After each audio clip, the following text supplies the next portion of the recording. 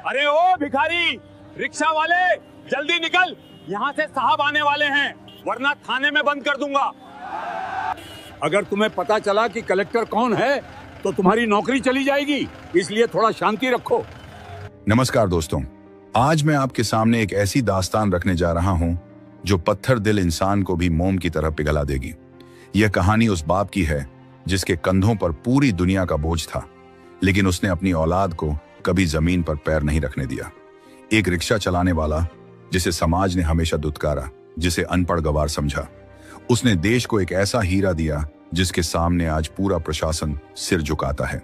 लेकिन क्या होगा जब वही हीरा अपने ही बाप को पहचानने से इनकार कर दे, या फिर कुछ ऐसा हो जो आपकी रूह कंपा दे। आज की कहानी आपको अपने माता पिता के चरणों में झुकने पर मजबूर कर देगी। अगर आपके सीने में दिल है तो इस वीडियो को अंत तक देखिएगा, और कहानी पसंद आए तो आपके चैनल SK स्टोरीज को सब्सक्राइब करें, लाइक बटन दबाएं और कमेंट में लव यू मम्मी पापा लिखें, ताकि मुझे पता चले कि आप असली इंसानियत वाले लोग हैं। तो चलिए शुरू करते हैं। आंसुओं और गर्व का यह महासागर। शहर का माहौल आज किसी त्योहार जैसा था, क्योंकि जिला मुख्यालय में आज नए कलेक्टर साहब की ताजपोशी होने वाली थी और पूरा शहर झंडों और बैनरों से सजा हुआ था। हर तरफ पुलिस का कड़ा पहरा था, क्योंकि खबर थी कि नए साहब बहुत सख्त और अनुशासन प्रिय हैं। शहर के मुख्य चौराहे पर, जहां हमेशा जाम लगा रहता था, आज वहां सुई गिरने की भी जगह नहीं थी। लोग धूप में खड़े होकर पसीना बहा रहे थे, बस एक झलक पाने के लिए उस नई लाल बत्ती वाली गाड़ी का जो शहर की तकदीर बदलने आ रही थी। इसी भीड़ भाड़ और शोरगुल के बीच सड़क के किनारे एक बेहद कमजोर और बूढ़ा रिक्शा वाला अपनी टूटी हुई चप्पलों को घसीटते हुए चल रहा था। उसका शरीर हड्डियों का ढांचा मात्र रह गया था और चेहरे पर झुर्रियों का ऐसा जाल था जैसे किसी सूखे हुए खेत की जमीन फट गई हो। उसके बाल धूल और मिट्टी से सने हुए थे और उसकी आंखों में एक अजीब सी वीरानियत थी। वह बूढ़ा, जिसे लोग माधव काका कहते थे, अपने खाली रिक्शे को खींच रहा था। उसके रिक्शे की चेन बार बार उतर जाती थी और पहिए ऐसे आवाज करते थे जैसे कोई बीमार इंसान आखिरी सांसें ले रहा हो। माधव काका को शायद पता भी नहीं था कि आज शहर में क्या हो रहा है। उन्हें तो बस अपनी शाम की रोटी का इंतजाम करना था, जिसके लिए उन्हें कम से कम 2 सवारियां चाहिए थीं। लेकिन आज पुलिस ने बैरिकेड लगाकर रास्ता रोक रखा था। धूप अपने चरम पर थी और डामर की सड़क अंगारों की तरह तप रही थी। माधव काका का गला प्यास से सूख रहा था। उन्होंने अपनी मैली धोती के कोने से माथे का पसीना पोंछा और एक पुलिस वाले के पास जाकर दबी हुई आवाज में पूछा, साहेब जी, यह रास्ता कब खुलेगा? मुझे अस्पताल की तरफ जाना है, वहां शायद कोई सवारी मिल जाए। पुलिस वाला, जो अपनी वर्दी के नशे में चूर था और गर्मी से परेशान था, उसने माधव काका को हिकारत भरी नजरों से देखा और डंडा हवा में लहराते हुए चिल्लाया, ए बुढ़े, तुझे दिखाई नहीं देता? आज बड़े साहब आ रहे हैं, चल भाग यहां से। अगर तेरी खटारा रिक्शा साहब की गाड़ी के सामने आ गई तो तुझे जेल में सड़ा दूंगा। माधव काका सहम गए। उन्होंने हाथ जोड़ते हुए कहा, साहेब जी, मेरी तो उम्र हो गई है, मुझे दिखाई भी कम देता है, बस जाने दीजिए, मैं किनारे किनारे निकल जाऊंगा। पुलिस वाले ने आप देखा ना ताओ। माधव काका के रिक्शे पर एक जोरदार लात मारी रिक्शा लड़खड़ाया और माधव काका, जो पहले से ही कमजोर थे, संभल नहीं पाए और मुंह के बल तपती सड़क पर गिर पड़े। उनके घुटने छिल गए और कोहनी से खून रिसने लगा। वहां खड़े कुछ लोग हंसे तो कुछ ने मुंह फेर लिया, क्योंकि एक गरीब रिक्शे वाले का गिरना इस शहर के लिए कोई नई बात नहीं थी। माधव काका ने दर्द से कराहते हुए उठने की कोशिश की। उनकी आंखों के सामने अंधेरा छा रहा था, लेकिन फिर भी उन्होंने हिम्मत नहीं हारी। उन्होंने अपने कांपते हाथों से रिक्शे का हैंडल पकड़ा और उसे किनारे करने लगे। तभी दूर से सायरन की तेज आवाज सुनाई दी। यह आवाज किसी मामूली पुलिस जीप की नहीं थी, यह आवाज थी उस काफिले की जिसका इंतजार पूरा शहर कर रहा था। सायरन की आवाज सुनते ही पुलिस वाले चौकन्ने हो गए। इंस्पेक्टर ने सीटी बजाते हुए भीड़ को पीछे धकेलना शुरू कर दिया। हटो हटो साहब, आ गए सब, पीछे हो जाओ, कोई भी सड़क पर नहीं आएगा। माधव काका घबराहट में अपने रिक्शे को पटरी पर चढ़ाने की कोशिश कर रहे थे, लेकिन रिक्शे का एक पहिया नाली के पास अटक गया। इंस्पेक्टर की नजर उन पर पड़ी। वह दौड़ता हुआ आया और उसने माधव काका को जोर से धक्का दिया। बुढ़े, तुझे कहा था ना, हट जा, अब देख मेरा गुस्सा। इंस्पेक्टर ने माधव काका के गाल पर एक जोरदार तमाचा जड़ दिया। वह तमाचा इतना तेज था कि माधव काका की आंखों से चिंगारियां फूट पड़ी। वह जमीन पर लुढ़क गए और उनकी टूटी हुई चप्पल दूर जा गिरी। इंस्पेक्टर ने उनके रिक्शे को लात मारकर नाली में गिरा दिया और बोला, अब पड़ा रह यहीं जब तक साहब नहीं चले जाते। अगर तूने सिर भी उठाया तो खाल उधेड़ दूंगा। माधव काका अपमान और दर्द के मारे रो पड़े। वह अपनी फटी हुई बनियान से अपना चेहरा छिपाने लगे। वह सोच रहे थे कि हे भगवान, गरीब होना क्या इतना बड़ा गुनाह है कि मुझे इंसान भी नहीं समझा जाता। काफिला अब बिल्कुल करीब आ चुका था।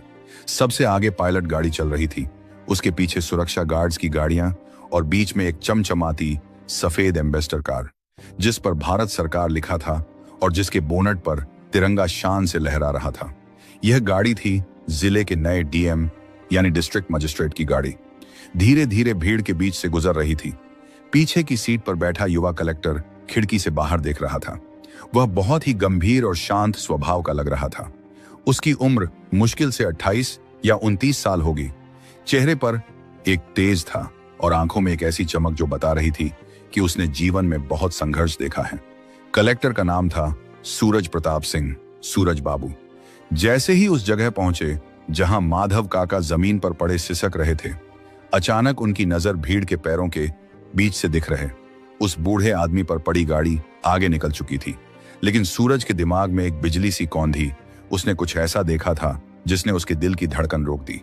उसने देखा था उस बूढ़े के हाथ में बंधा हुआ एक काला धागा और उसके रिक्शे के पीछे लटकता छोटा सा पुराना पुरन मैला हो चुका टेडी बियर जो शायद बरसों पुराना था। सूरज ने तुरंत ड्राइवर को चिल्लाकर कहा, गाड़ी रोको रोको।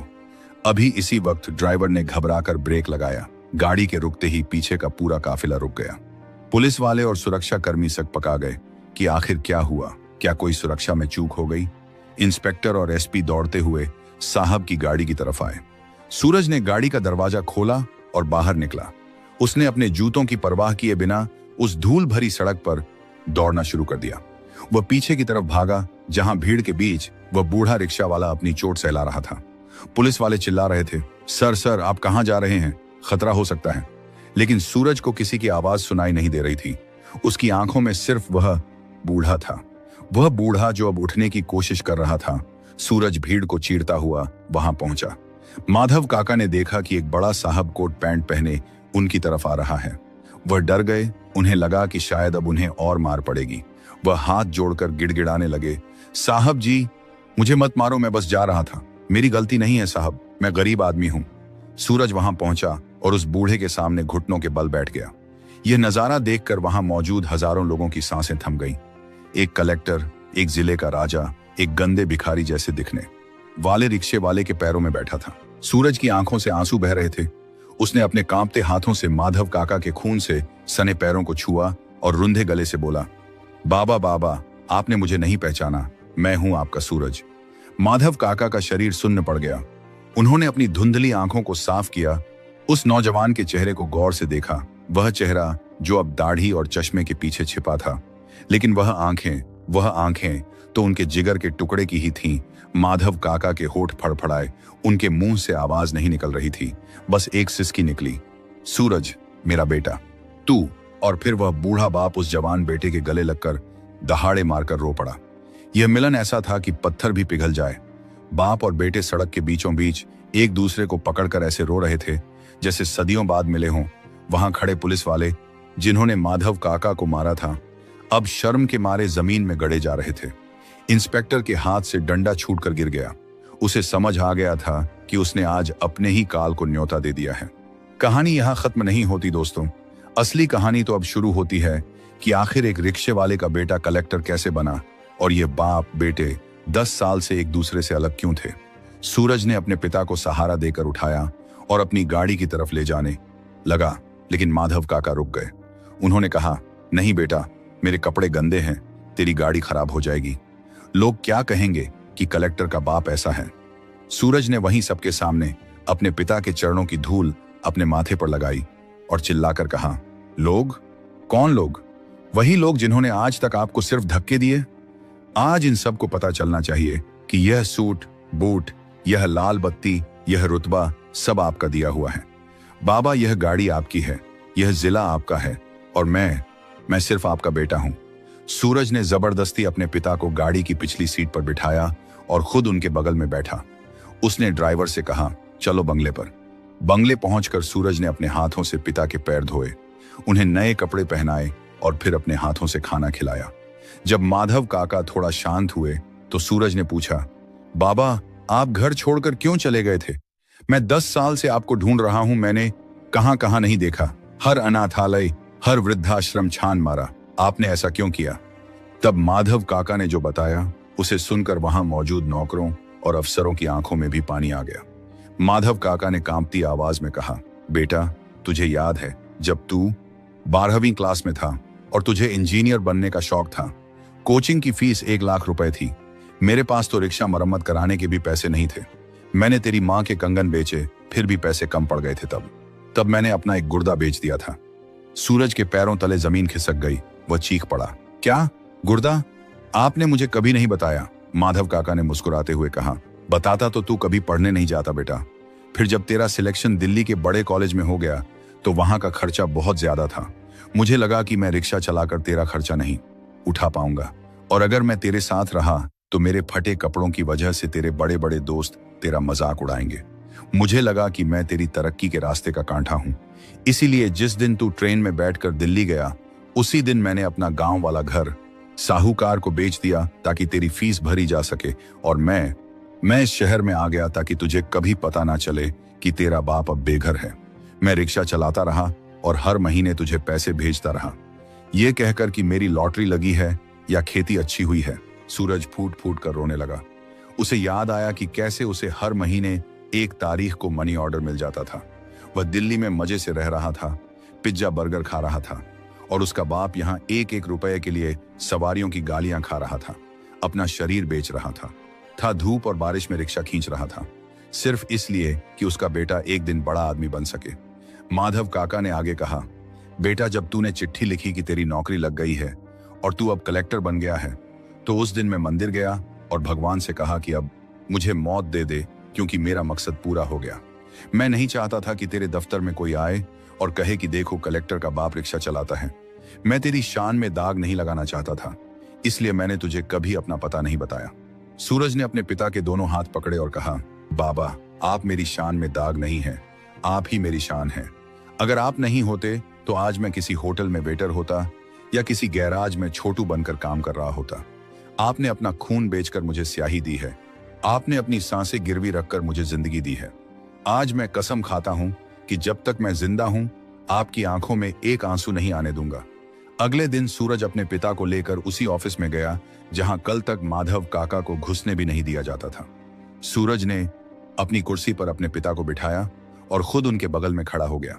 उसने पूरे स्टाफ को बुलाया और उस इंस्पेक्टर को भी बुलवाया जिसने माधव काका को मारा था। इंस्पेक्टर थर थर कांप रहा था।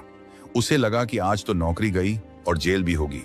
सूरज ने इंस्पेक्टर की तरफ देखा और कहा, इंस्पेक्टर साहब, कल आपने जिसे लात मारी थी वह सिर्फ एक रिक्शे वाला नहीं था, वह इस कुर्सी की नींव था। अगर वह रिक्शा नहीं खींचते तो आज मैं यह कलम नहीं चला पाता। आपने कानून का नहीं इंसानियत का कत्ल किया है। मैं चाहूं तो अभी आपको सस्पेंड कर सकता हूं, जेल भेज सकता हूं। इंस्पेक्टर सूरज के पैरों में गिर पड़ा और माफी मांगने लगा। सर, मुझे माफ कर दीजिए, मुझसे बहुत बड़ी गलती हो गई। तब माधव काका ने बीच में बोला, बेटा जाने दे, इसकी भी बाल बच्चे होंगे। अगर इसकी नौकरी चली गई तो इसके बच्चे भूखे मर जाएंगे, और मैं जानता हूं कि भूख क्या होती है। इसे माफ कर दे। यह है एक पिता का दिल जो अपने अपमान करने वाले का भी बुरा नहीं सोच सकता। सूरज ने अपने पिता की बात मानी और इंस्पेक्टर को चेतावनी देकर छोड़ दिया। उस दिन के बाद से उस शहर में एक नया नियम बन गया। कोई भी बुजुर्ग, चाहे वह कितना भी गरीब हो, उसे किसी भी सरकारी दफ्तर में लाइन में नहीं लगना पड़ेगा, और पुलिस वाले हर रिक्शे वाले और मजदूर से इज्जत से पेश आएंगे। सूरज और उसके पिता की यह कहानी जंगल की आग की तरह फैल गई। सोशल मीडिया पर लोग उस फोटो को शेयर करने लगे जिसमें एक कलेक्टर एक रिक्शे वाले के पैर छू रहा था। यह कहानी हमें सिखाती है कि दुनिया में सबसे बड़ा योद्धा पिता होता है। वह बिना तलवार के पूरी दुनिया से लड़ जाता है। सिर्फ अपनी औलाद की खुशी के लिए हम अक्सर अपनी जिंदगी की भागदौड़ में अपने माता पिता के बलिदानों को भूल जाते हैं। हमें लगता है कि उन्होंने हमारे लिए किया ही क्या है, लेकिन सच तो यह है कि हमारी हर सांस उनका कर्ज है। वह आपुहन नहीं बना रहे, अपनी जवानी जलाकर हमें रोशनी देते हैं, और बदले में हम उन्हें क्या देते हैं? वृद्धाश्रम या तन्हाई? दोस्तों, अगर आपके माता पिता आपके साथ हैं तो आप दुनिया के सबसे अमीर इंसान हैं। उनकी झुर्रियों में उनका अनुभव और उनका प्यार छिपा है। कभी उनके पास बैठकर उनसे 2 मीठी बातें कर लिया करो, क्योंकि जिस दिन वो चले गए उस दिन आपको करोड़ों रुपए खर्च करके भी वह सुकून नहीं मिलेगा जो उनकी गोद में सिर रखकर मिलता है। आज ही अपने माता पिता को गले लगाइए और उन्हें बताइए कि आप उनसे कितना प्यार करते हैं। और हाँ, सड़क पर अगर कोई बुजुर्ग मेहनत करता दिखे, कोई रिक्शा वाला पसीने में लथपथ दिखे, तो उससे मोलभाव करने की बजाय उसे 10-20 रुपये ज्यादा दे देना। हो सकता है कि वह भी किसी सूरज का भविष्य बनाने के लिए अपना वर्तमान जला रहा हो। किसी की गरीबी का मजाक मत उड़ाना, क्योंकि वक्त बदलते देर नहीं लगती। जो आज जमीन पर है कल वह आसमान में हो सकता है। उम्मीद है इस कहानी ने आपके दिल के किसी कोने को छू लिया होगा। अगर आपकी आंखों में भी नमी है तो समझ लीजिए कि आपके अंदर का इंसान अभी जिंदा है। इस कहानी को इतना शेयर करो कि हर उस बेटे तक पहुंचे जो अपने माँ बाप को बोझ समझता है। मैं हूं आपका दोस्त और कहानीकार। फिर मिलूंगा एक और जज्बातों से भरी कहानी लेकर। तब तक अपना ख्याल रखिए और अपने माता पिता की सेवा करते रहिए, क्योंकि स्वर्ग कहीं और नहीं, बस उन्हीं के चरणों में है। जय हिंद, वंदे मातरम।